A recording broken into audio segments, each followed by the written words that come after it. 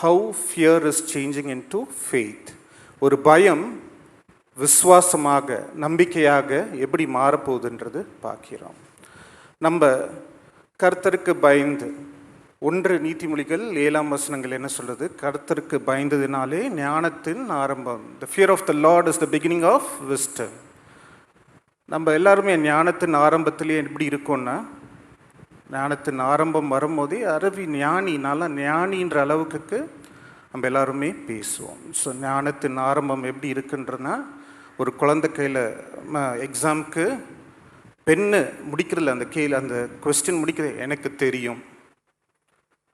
மனைவி கணவர் இடத்துல ஒரு இபி பில் கட்டிட்டீங்களா டைமுக்கு எனக்கு தெரியும். மனைவி கிட்ட சாம்பாரில் உப்பு இல்லை எனக்கு தெரியும். ஸோ எல்லாருமே நம்ம அந்த வார்த்தைகள் ஒரு வகையில் எனக்கு தெரியும், எல்லாம் தெரியும், எல்லாம் தெரியும் என்ற பாணியிலே நம்ம ஞானிகள் பிராரம் பேசுகிற அளவுக்கு தெரியும். ஆனால் உண்மையிலே நம்ம எல்லாருக்கும் தெரிந்தது என்னென்னா, நம்மளால் நம்மளுடைய ஒரு மனதை கட்டுக்குள் வைத்துக்க முடியாது. நம்ம எல்லாருக்கும் ஒரு சிறு சிறு அடிக்ஷன்ஸ் இருக்கும். அந்த அடிக்ஷன்ஸ், ஒரு சின்ன அடிக்ஷனை கூட நம்மளால் மனத்தை ஒருநிலைப்படுத்த முடியாது. அதுக்கு கடவுளுடைய ஹெல்ப் தேவை. நீங்கள் சும்மா அப்படி என்னால் முடியும் அப்படின்னு நீங்கள் சும்மா நினச்சி பாருங்களேன். எத்தனை பிள்ளைங்க சைக்கிள் வேணும்னு அடம் பிடிச்சிருப்பாங்க. வெளியில் போகும்போதெல்லாம் ஒரு சைக்கிளை பார்த்து எனக்கு இந்த சைக்கிள் வேணும் கேட்க மாட்டாங்க. சைக்கிளுக்கு அடுத்தது என்னது? பைக். என்னென்ன பைக் வேணும்னு கேட்டிருக்காங்க உங்கள் பிள்ளைங்களுக்கு தெரியும், ரைட்? மனைவிமார்களை ஒரு கல்யாணத்துக்கு கூட்டிகிட்டு போனால் அந்த சாரீ நல்லா இருக்கே, இந்த சாரீ நல்லா இருக்கே, அதுவும் ஒரு அடிக்ஷன். கணவர்மாருக்கு சந்தோஷம் என்னென்னா, அது சாரியோடு நின்றுச்சே, கழுத்தில் இருக்க நெக்லஸை தாண்டி பார்க்கலையே சந்தோஷம். ஸோ கணவர்மார்களுக்கு எல்லாருக்குமே இந்த கார் நல்லா இருக்குது, அந்த கார் நல்லா இருக்குது. ஸோ ஒரு நிலைப்படுத்த முடியாது. நம்ம சுய புத்தி அப்படி தான் இருக்கும். நம்ம சுய புத்தினால எத்தனை ஃபெயிலியர்ஸ் பார்த்துருப்போம், நிறைய ஃபெயிலியர்ஸ். நம்ம நிறைய முடிவுகள் தவறாக போய் முடியும். அதே நீதிமொழிகள் 3, 5, 6 வாசிக்கபடி கேட்கிறேன்.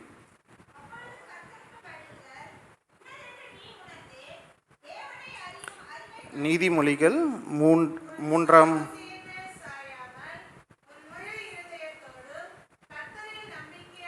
இங்கே கர்த்தரை நம்பிக்கையாய் இருந்து, இங்கே தான் ஃபியர் கம்ஸ் இன்டு ஃபெய்த். நம்மளுக்கு ஒரு பயம் வந்தால் எப்படி இருப்போம்னா, ஃபியர் FEAR அதுக்கு அப்படியே கரெக்டாக இருக்கும். ஃபேஸ் பண்ணவே மாட்டோம். அப்படியே fear everything and run away, பயந்து அந்த இடத்த விட்டு ஓடி போக தான் நம்ம பார்ப்போம். நம்ம யாருமே அதை எதிர்கொள்ள பார்க்க மாட்டோம். ஆனால் கடவுளுடைய நம்பிக்கை இருந்தால் அதே ஃபியருடைய அர்த்தம் FEAR with faith. If you face it, அந்த எஃப்க்கு ஃபேஸ் எவ்ரிதிங் அண்ட் ரைஸ், எல்லா பிரச்சனைகளும் எதிர்கொண்டு நீங்கள் எல்லாத்தையும் கர்த்தருடைய நம்பிக்கை இருந்தால் பார்க்க முடியும். ஸோ அடுத்த வசனம் அப்படியே வாசிங்க.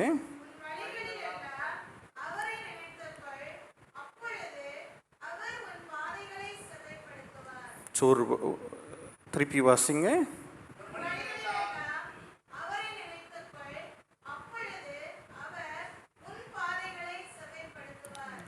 உங்கள் பாதைகள் எல்லாமே செம்மைப்படுத்துவார். இந்த நம்பிக்கை என்ற வார்த்தை எடுத்து 1வது வசனத்தில் கர்த்தருக்கு நம்பிக்கையாக இருந்து அவர் வழிகளில் நடிக்கிறவன் எவனோ அவன் பாக்கியவான். ஸோ பயத்தை அங்கே நீக்கி உங்கள் ஃபெய்த்தினால, உங்களுடைய விசுவாசத்தினால அங்கே என்ன மாறுது? நம்பிக்கை, விசுவாசம் உள்ளே வரும்போது யூ கெட் எவ்ரிதிங். அடுத்த வசனம் 2வது வசனம் வாசிங்க.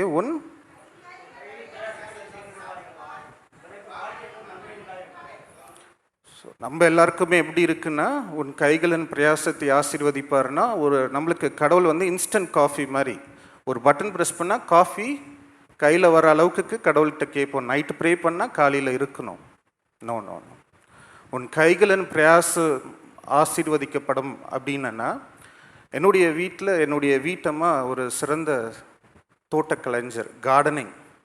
நாங்கள் எங்கேயாவது வெளியில் ஊர்லேருந்து வரும்போது ஒரு நல்ல பப்பாயா வாங்கிட்டு வந்தாலும் இந்த பப்பாயா மரத்தை உடனே விதைச்சிருவாங்க.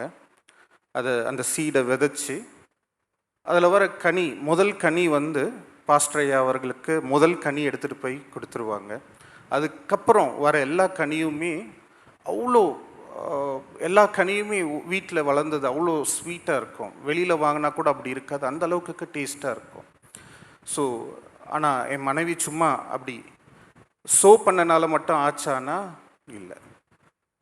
என்ன ஆகுது, நம்ம எல்லாருக்குமே ஒரு வேலையில் ஒரு ப்ரொமோஷன் வேணும், பிஸ்னஸ் உடனே மேலே போகணும், வேலையில் இன்க்ரிமெண்ட் வேணும், சம்பளம் உயரணும், பிஸ்னஸ் கோடியாக டேர்ன் அவுட் பண்ணணும், எல்லாமே இன்ஸ்டண்ட்டாக வேணும். இல்லை, அந்த ஒரு விதை செடியாகவும் செடி மரமாகவும் மரம் கனி தரதுக்கு ஒரு காலம் உண்டு, ஒரு டைம்.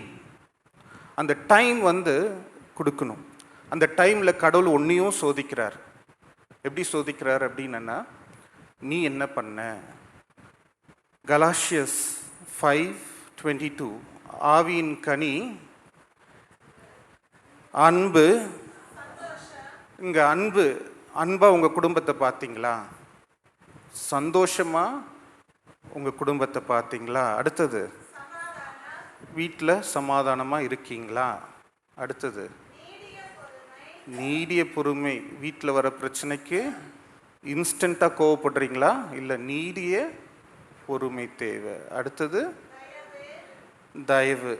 ஆமாம், வீட்டம்மா தயவு இருந்தால் தான் நல்லா சாப்பிட முடியும், குழந்தைங்க நல்லா படிக்கணும், எல்லாமே பண்ணணும். ஒருத்தருக்கு ஒரு தயவோடு வீட்டில் நடந்துக்கணும். அடுத்தது, நற்குணம் ரொம்ப முக்கியம். வீட்டில் எல்லா குழந்தைங்களும் உங்கள் பேச்சை கேட்டுட்டா சந்தோஷம் தானே. கணவர் உங்கள் பேச்சை கேட்டாலும் சந்தோஷம்தான். முக்கியமாக மனைவி உங்கள் பேச்சை கேட்டுட்டா ரொம்ப சந்தோஷம், ரைட்? அங்கே தான் இந்த விசுவாசமும் வருது. ஏன்னா பலாப்பழ கொட்டை போட்டால் தேங்காய் மரமாக வரும்? இல்லை, அதுதான் வரப்போகுதுன்னு தெரியும். ஆனால் ஒரு பப்பாயா சீடை போட்டால் பப்பாயா தான் வரப்போகுதுன்னு தெரியும். ஆனால் அந்த விசுவாசம், அந்த மரம் நல்லபடியாக வளரணும். வளரும் போது 1000 பிரச்சனைகள் இருக்கலாம், வெயில் அடிக்கலாம், மழை பெய்யலாம், புயல் வரலாம், எல்லாத்துக்கும் மேலே நிற்கணும். ஆனால் ஜெபத்தோடு நிற்கணும். இந்த ஆவியின் கனி எப்படி இருக்குன்னா, இவ்வளோ பிரச்சனைகளும் தாண்டி தான் ஒரு கனி கொடுக்க முடியும். ஒரு ஃபேமிலி ஆசீர்வாதமாக இருக்கணும்னா இவ்வளோ பிரச்சனைகளும் தாண்டி ஆகும்.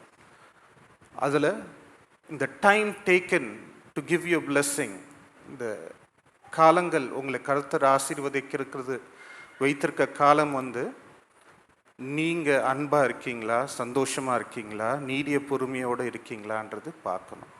அது எல்லாம் நீங்கள் இருந்தீங்கனால் எக்ஸோடஸ் 14:14 பிரகாரமாக, The Lord shall fight for you, you shall hold your peace. நீங்கள் சமாதானமாக இருங்க, குடும்பத்துக்கு வர எல்லா பிரச்சனையும் கர்த்தர் எதிர்த்து நிற்பார். எக்ஸோடஸ் 14, யாத்திராகமம் 14:14. கர்த்தர் உங்களுக்காக யுத்தம் பண்ணுவார், நீங்கள் சும்மா இருப்பீர்கள். அது அப்படியே இங்கிலீஷில் பார்த்தீங்கன்னா, you shall hold your peace. அமைதியாக நீங்கள் இருந்தீங்கன்னா சந்தோஷமாக உங்கள் குடும்பம் கர்த்தரால் ஆசீர்வதிக்கப்படும். 3வது வசனம் வாசிங்க.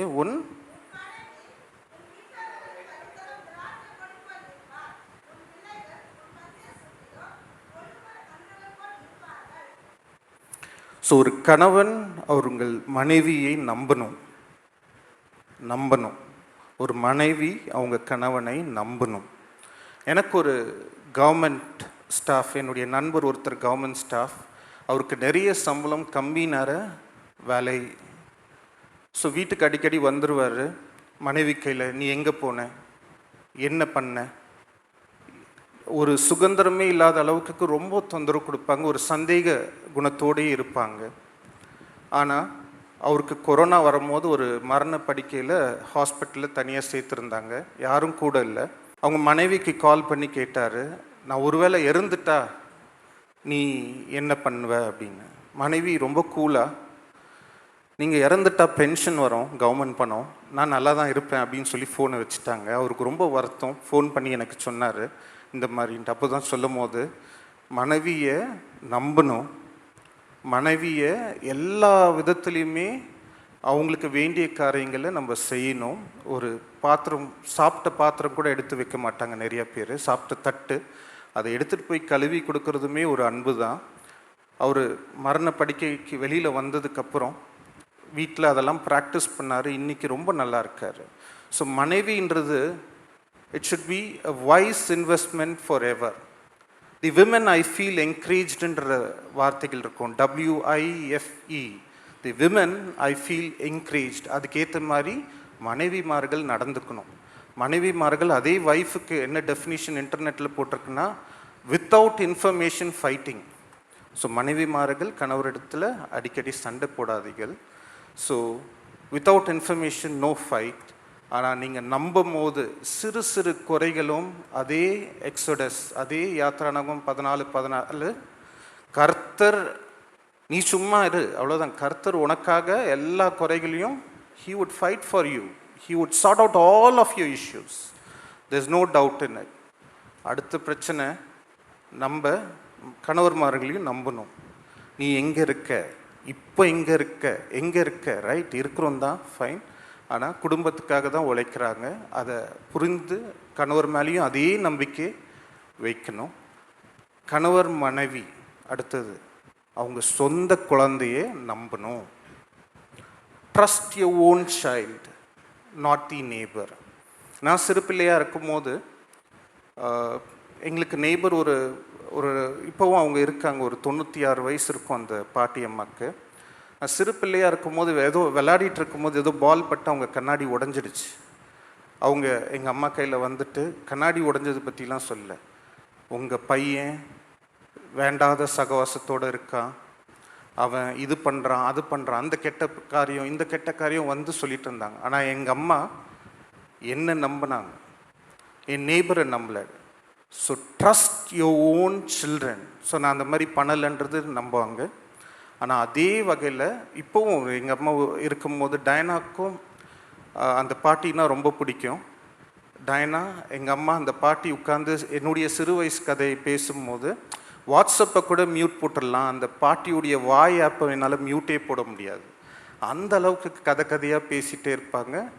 அவ்வளோ பேசினாலும் என்னுடைய அம்மாவும் என்னுடைய மனைவியும் என்னை நம்பினார்கள். அதே மாதிரி குழந்தைங்களும் trust your parents, not the neighbour. So பெற்றோர்கள் உங்கள் குழந்தையை நீங்கள் நம்புங்கள். என்ன அங்கே பிரச்சனை வந்தாலும் அதே எக்ஸோடஸ் 14:14 தான். You hold your peace, God will fight for you. இது பிரகாரமாக நடந்தா அடுத்த 4வது வசனம் வாசிங்க. இதோ கர்த்தருக்கு நம்பிக்கையாக இருக்கிற மனுஷன், இதோ கர்த்தர் மேல் நம்பிக்கையாக இருக்கிற மனுஷன் இவ்விதமாய் ஆசீர்வதிப்படுவான் அப்படின்றது நம்ம சொந்தமாக்கிக்க பார்க்கணும். 5வது வசனம் தான் மூல வசனம்.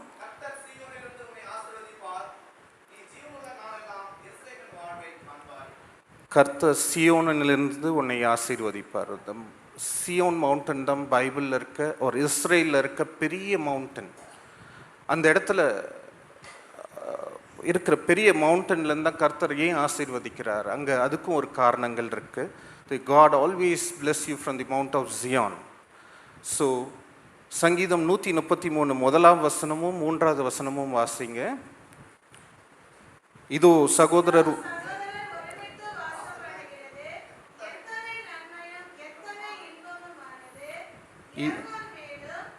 இல்லை, அது இருக்கட்டும். 1வது வசனம், இதோ சகோதரர்கள் ஒருமித்து வாசம் பண்ணுகிறது எத்தனை நன்மையும். எத்தனை பேர் ஹஸ்பண்ட் அண்ட் ஒய்ஃப் குழந்தைங்க சண்டை போடாமல் வீட்டில் ஒருமித்து வாசம் பண்ணுகிறீர்கள்? அது உங்களுக்கு தெரியும். வீட்டில் சமாதானத்தோடு இருந்தீங்கனால் ரைட், சமாதானம் ரொம்ப முக்கியம். Time span with love, with joy, with peace, with happiness, with faith. எத்தனை பேர் இருக்கீங்களோ? அடுத்த 3வது வசனம் வாசிங்க.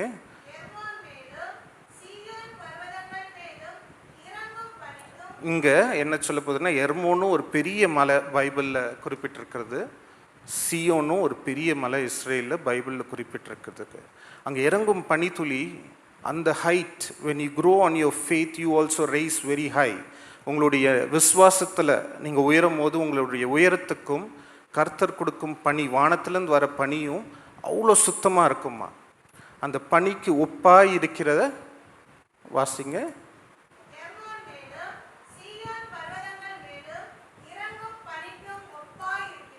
ஒப்பாய் இருக்கிறது. அதனால கடவுள் அந்த இடத்துல சொல்லுவா. அடுத்தது வாசிங்க.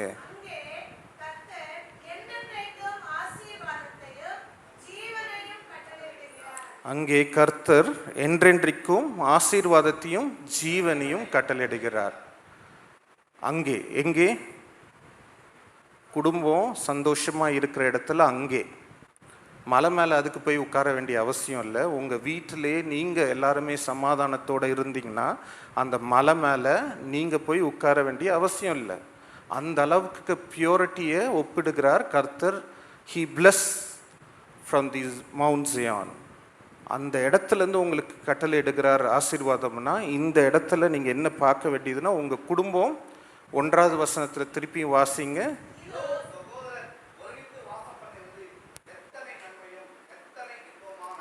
ஒருமித்து வாசம் பண்ணிக்கிறது ரொம்ப கஷ்டம்தான். ஒரு குடும்பத்தில் 1000 பிரச்சனை வரதான் செய்யும். That is where your faith comes in. உங்கள் விசுவாசம் இந்த குடும்பத்தை கட்டி காக்கும்.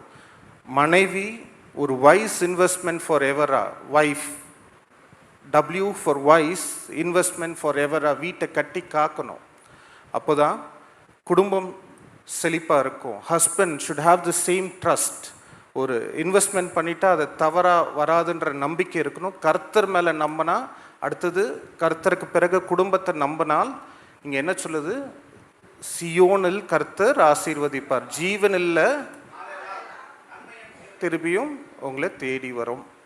இஸ்ரேலின் அடுத்த வசனம்.